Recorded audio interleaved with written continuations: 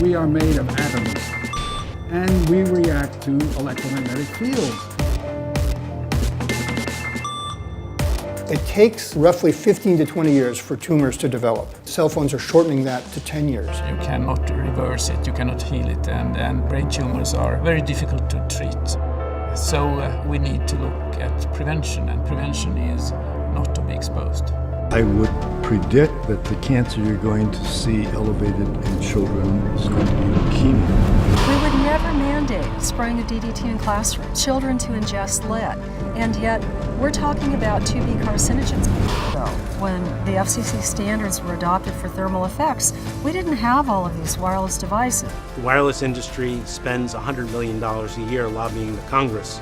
They have very good access to the FCC, so it's really hard to go up against the economic and political power of this industry, even when you have the facts on your side. It's very hard to find truly unpolluted advice. I think zapped is a great word to describe what happens to the human body. You know, you may not hear it, feel it, smell it overtly, but your body does. With the advent of the mobile phone in the 1980s, came the need to build a network of antennas to support them. Since then, the telecom companies have erected over 5 million mobile phone masts around the world. But incredibly, prior to filling the air with microwave frequencies, they didn't conduct a single piece of research to ensure there wouldn't be any long-term health effects from such exposure. 5 of us all diagnosed at once, within 6 months of each other, with breast cancer.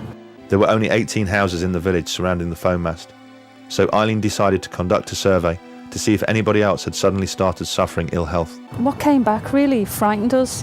Lots of people were reporting the same symptoms that I've been suffering with for years. So vertigo? Yeah, the headaches, the vertigo. But there was other young women in the village who were having fertility problems and pre-cancer cervical cells. We'd done a count of 77 people in the houses. And out of 77 people, how many people were suffering biological effects? The estimate was around 70%. People 70% of people who'd had effects over the years with biological effects, sleep problems, skin rashes, benign lumps or cancer. You know, melatonin is a hormone, and believe it or not, it's made in the brain, and it secretes only at night, and it's at night that we need it because that's when we go to sleep and when our brain repairs the cells of our body. The hypothesis that the pineal gland cannot distinguish between light frequencies and man-made frequencies is certainly backed up by a wealth of research.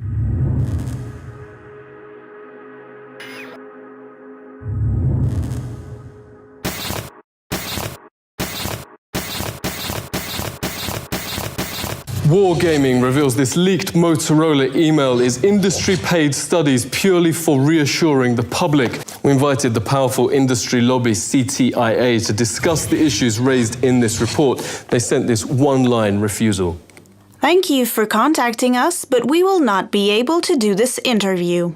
The industry's most respected journalist is Dr. Louis Slessin, editor of Microwave News since 1981. Louis, great to speak to you. There seems to be a parallel universe, what the industry says and everyone else. The whole system is broken. People are not being told the truth. Who is it that sets the standards?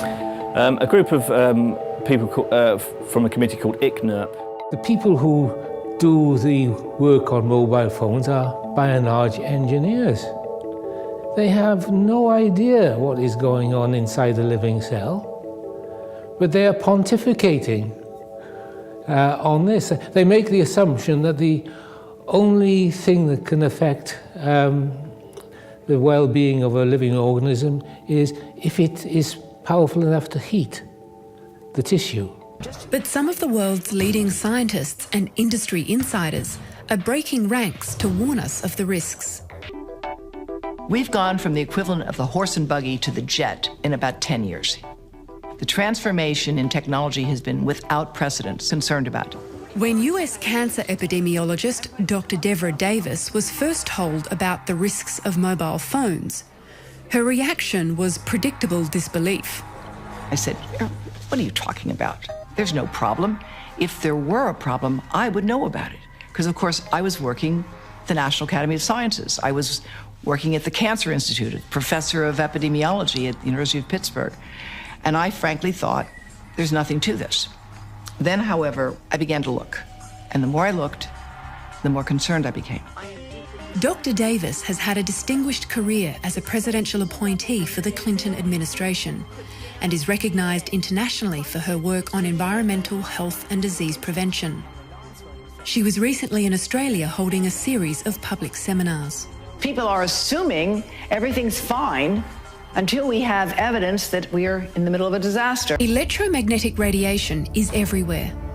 We have always been exposed to natural sources like the sun, but there are some sources of radiation that are man-made.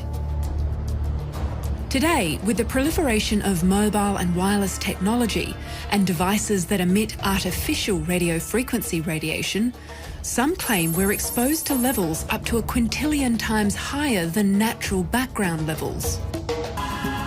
In Ontario is the former head of Microsoft Canada, Frank Clegg. He has gained valuable insight into the machinations of the tech industry.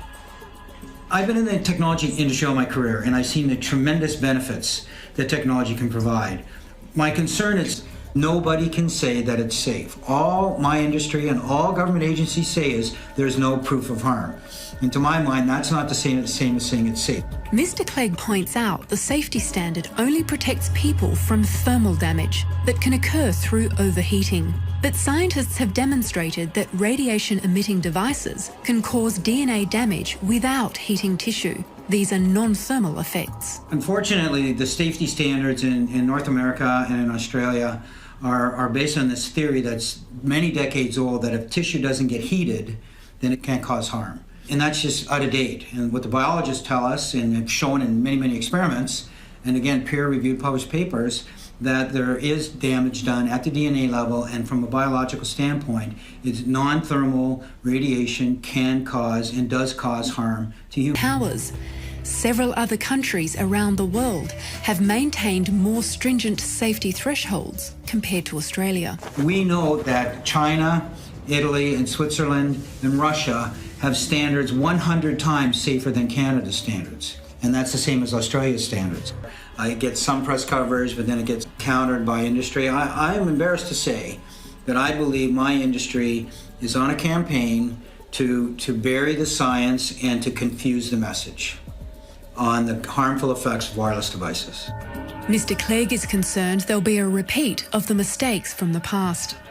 You never had a better cigarette. One of the best analogies that I've heard in this scenario is using the tobacco model, where we know that the first science came out showing that smoking cigarettes caused harm back in the 1960s. And the tobacco industry was able to delay legislation, delay the message to the public for decades. Craven Filter, the clean cigarette. I believe that my industry is using that same model and just in obfuscating the science, hiring scientists to cast doubt on the science, confusing government and causing government to be constipated and not passing the legislation that they need to pass. But when we approached the industry body, they objected to the criticism.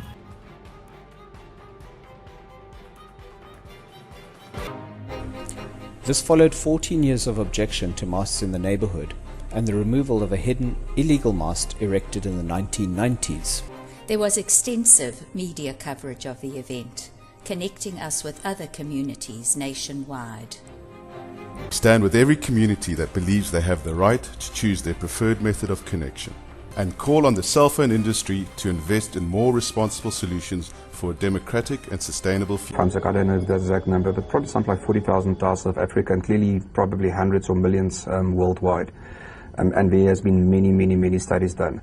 There's been no concrete evidence that there's a problem with radiation. There are several empirical studies, peer-reviewed, that raise exactly the concerns that the Craigavon community are raising. And there are many more studies that say that no correlation can be found. Look, we can play this ping-pong. Exactly. I can say this study, you can say that study. I've got slightly more studies than you. But the bottom line is, there is enough information to raise the concern. I started experiencing symptoms that I've never experienced before. All my body is itchy and it's burning. I'm scratching. I can't even sleep. Itchy skin, bloodshot eyes, headaches, inability to concentrate. I'd get an inflamed sensation down the one side of my body. Like hot flushes, headaches and, all those things. I haven't really been able to sleep properly. My stomach is burning inside. I feel like I can vomit. and I've got a headache. Can I prove that the symptoms are a direct result of the tau going up? No, I can't. Does it correspond with the exact same time I started working from home? Did the symptoms get worse at that time? Yes, they did. And I'm not going to gamble with that factor. There's a book called Would You Stick Your Head in the Microwave Oven? And that about sums it up for me.